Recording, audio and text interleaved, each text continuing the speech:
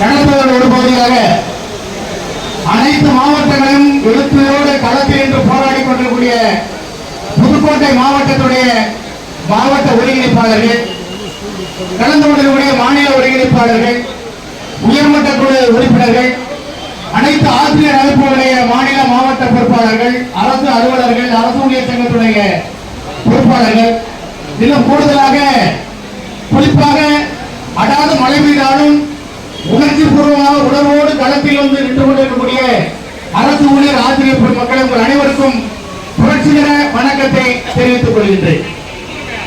இன்றைக்கு தமிழ்நாடு முழுவதும் ஒரு மிகச்சிறந்த ஒரு வலுவான உணர்ச்சி மிக்க போராட்டம் தெளிவாக நடந்து கொண்டிருக்கின்றது. நண்பர்களே, 10ஆம் தேதி நம்முடைய பிரச்சார இயக்கம் துவங்கும் பொழுது தமிழ்நாடு முழுவதும் 38 மாவட்டங்களிலும் எழுச்சிமிகு பிரச்சாரம் நடந்ததிலிருந்தே போராட்டம் வெற்றியடையும் என்பதை நாம் தெரிந்து கொண்டோம். நண்பர்களே, எல்லோருமே பல்வேறு கோரிக்கைகளை பற்றி அறிந்தவர்கள் தான். ஆனால் ஒன்று இரண்டு வரலாற்று பூர்வமாக இந்த அரசுக்கு சில நினைவூட்ட வேண்டிய கடமையும் கட்டாயமும் நமக்கு கேட்கவில்லை உண்டு. அதே போல இன்றைக்கு இவ்வளவு பெரிய பேரமைப்பு போராட்டம் நடந்து கொண்டிருக்கும் பொழுது அலுவலகத்திற்கும் பள்ளிக்கும் சென்றக்கூடிய ஆசிரியர்களுக்கும் தலைமையாளர்களுக்கும் சில வரலாற்றை பாடப்போவதற்கு கட்டாயத்தில் இருக்கின்றோம்.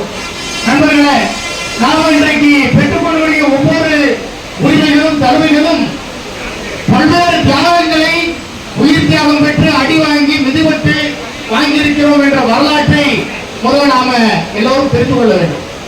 இன்றைக்கு இருக்கக்கூடிய முதலமைச்சர் நம்முடைய மரியாதைக்குரிய ஸ்டாலின் அவர்கள் மிசாவில் கைதானவர் என்று ஒரு பெருமையோடு இன்றைக்கு வரலாற்றை பற்றி பேசலாம். நாம் உண்மையிலே அவரை பாராட்டுறோம். மிசா என்பது ஒரு மிகப்பெரிய கொடூரமான சட்டம் தான். அதே நேரத்தில் நாங்களும் டெஸ்பா அனைத்தையும் எதிர்கொண்டவர்கள் தான் இன்றைக்கு களத்தில் நின்று கொண்டிருக்கின்றோம் என்பதை எச்சரிக்கையாக சொல்லிக் கொள்ள விரும்புகின்றோம். நண்பர்களே, புதுக்கோட்டையில் சாரதா என்ற ஆசிரியை படுகொலை செய்யப்பட்டு அந்த சிறையில் இறந்து அந்த இறப்பின் தியாகத்திலிருந்து இன்றைக்கு ஊதியம் பெற்றிருக்கின்றோம். யாரும் தயவானோ யாரும் ஊதியம் கொடுக்கவில்லை. சேலத்தில் கருப்பன் என்ற ஆசிரியர் சிறையில் இறந்து இந்த ஊதியத்தை இன்றைக்கு நாங்கள் பெற்றுக் கொண்டிருக்கிறோம். யாருடைய ஆட்சி அதிகாரத்தின் தயவால் கிடைக்கவில்லை என்பதை நீங்கள் புரிந்து கொள்ள வேண்டும்.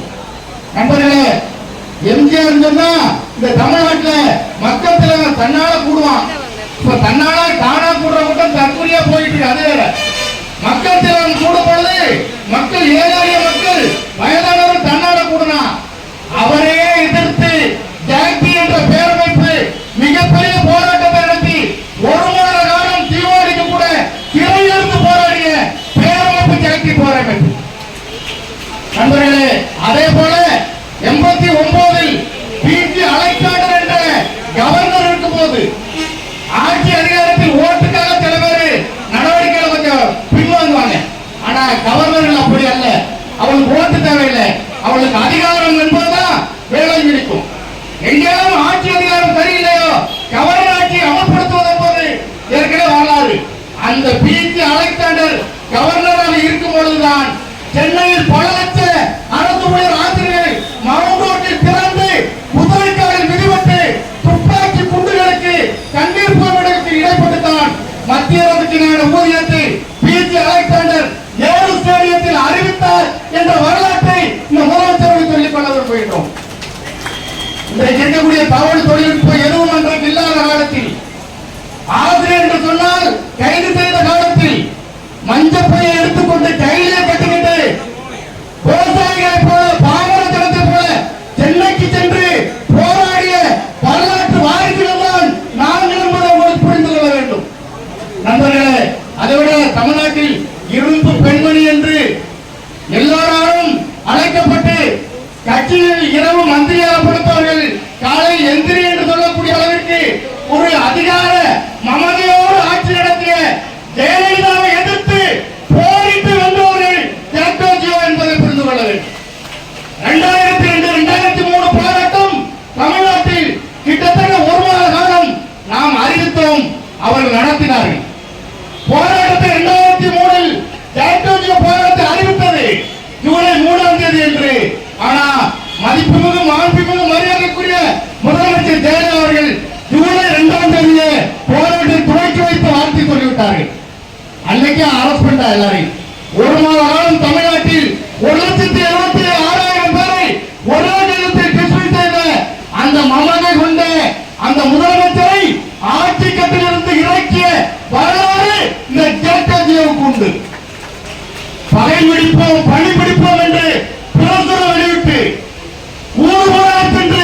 ஓட்டு கேட்டோம்.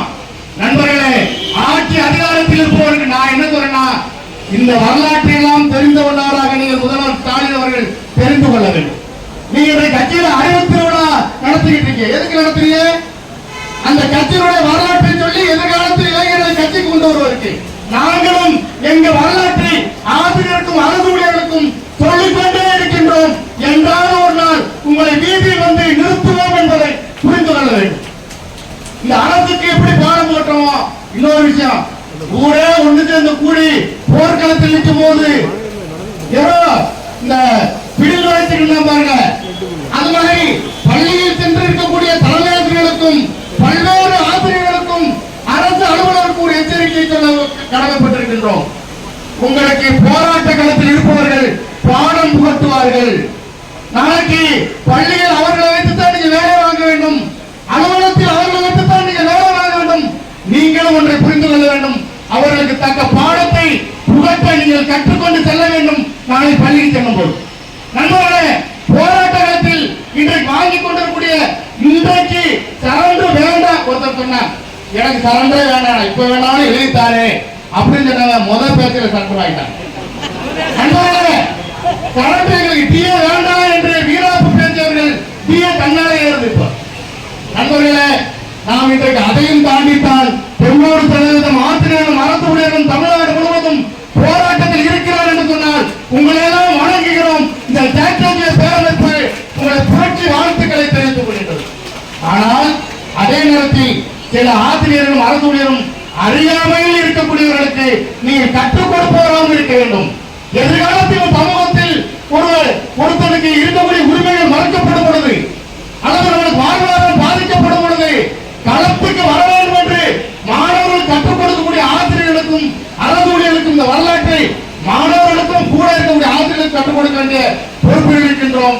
கடைசியாக ஒன்றை சொல்லி முடித்துக் கொள்கின்றேன். இந்த ஆட்சி அதிகாரத்தில் இருப்பவர்கள் உங்களுக்கு எதிரிகள் அதிகமாக இருக்கின்றார்கள். மத்தியில் ஆளக்கூடிய நரேந்திர மோடி அவர்கள் இன்றைக்கு உங்களுக்கு எதிராக பல்வேறு திட்டங்களை கொண்டு வந்து உங்களை காலி செய்வதற்கு தயாராக கொண்டிருக்கின்றார்கள். உங்களோடு இன்றைக்கு கூட்டணியில் இருக்கக்கூடிய கட்சிகள் இன்றைக்கு உங்களுக்கு பக்கபலமாக இருக்கின்றார்கள். நண்பர்களே, மார்க்சிஸ்ட் கம்யூனிஸ்ட் கட்சியுடைய மாநில செயலர் ஒரு தெளிவான ஒரு அறிக்கை விட்டார். முதலமைச்சருக்கு ஒரு வேண்டுகோள் கொடுத்தார். ஜாக்டோஜியுடைய கோரிக்கை நீங்க நிறைவேற்ற வேண்டிய சொன்னால் அவரிடம் நீங்கள் ஓட்டை எதிர்பார்க்க முடியாது என்று அறிவித்த பிறகும் நீங்கள் இன்றைக்கும் அதிகாரம் இருந்தால் உங்களுக்கு ஆபத்து. எதிரிகளை அதிகமாக உருவாக்கிக் கொள்ளாதீர்கள் என்பதை வேண்டுகோளாக வைக்கின்றோம். கூட்டணி கட்சிகள் என்பது உங்களுக்கு ஆதரவு என்றாலும் கூட்டணி கட்சியில் இருக்கக்கூடிய அனைத்து அரசியல் உணர்வுகளை கொண்டவர்கள் ஆசிரியராக இருப்பாங்க, அரசு ஊழியராக இருப்பாங்க. அப்ப கூட்டணி கட்சிகளை மதிக்க கற்றுக்கொள்ளுங்கள். ஜாக்டோஜியோ என்ற கோரிக்கை நிறைவேற்றுவதற்கு மதிக்க கற்றுக்கொள்ளுங்கள். நீங்கள் மதிக்காமல் இன்னும் தென்னவட்டாக இருந்தால் உங்களுக்கு பாடம் கட்டி ஆட்சி அதிகாரத்தை இறக்குவதற்கு நாங்கள் பழக மாட்டோம். அப்படி படித்து வந்தாலும் பரவாயில்லை என்று நினைக்கின்ற ஒன்னே ஒன்று சொல்றேன். ஒரு நண்பர் ஒருத்தர் போட்டிருக்காரு, இந்த அதிகாரியுடைய நடவடிக்கையால் இந்த போராட்டம் நடக்குது என்று ஒருத்தர் போட்டிருக்காரு. அதிகாரியுடைய நடவடிக்கையால் போராட்டம் என்று ஒரு தலைவர் போட்டிருக்காரு. நான் என்ன கேட்கிறேன், நீ நலத்திட்டம் கொடுக்கணும்னா அதிகாரிக்கு யோசனை சொல்லி இதை செய்யும் சொல்ல, ஒரு டிரான்ஸ்பர் 10 லட்சம் வாங்கி கொடுத்தா இந்த ஆர்டர் போட்டு கூட மினிஸ்டர் கொண்டு ஆர்டர் அப்படின்னு வாங்குறீல்ல, இதுக்கு மட்டும் அதிகாரியை கேட்கிற. அப்ப ஆட்சி அதிகாரத்தில் இருப்பவர்கள் கமிஷனுக்கும் லஞ்ச ஊழலுக்கும் தன்னுடைய அதிகாரத்தை பயன்படுத்தும் போது பழைய பென்ஷன் திட்டத்தை கொடுப்பதற்கு மட்டும் அதிகாரிகளை காரணம் காட்டுவது அபத்தமானது என்பதை புரிந்து கொண்டு ஆட்சி அதிகாரத்தில் இருக்கக்கூடிய முதல்வர் ஸ்டாலின் அவர்கள் உடனடியாக ஜாக்டோஜியுடைய கோரிக்கை நிறைவேற்ற வேண்டும். இல்லை என்று சொன்னால் இன்னும் ஓரிரு நாளில் ஜாக்டோஜிய ஒருங்கிணைப்பு குழு ஒருங்கிணைப்பாளர் கூட்டம் நடைபெற இருக்கின்றது. அதில் காலவரையற்ற வேதத்தை எதிர்த்து எதிர்நோக்கி செல்வோம். அதில் பள்ளிக்கு சென்றவர்களை இழுத்து வருவோம், அலுவலகத்துக்கு செல்வதை இழுத்து வருவோம், ஆட்சியில் இருப்பவர்களை களத்துக்கு கொண்டு வருவோம் என்று கூறி வாய்ப்புக்கு நன்றி கூறி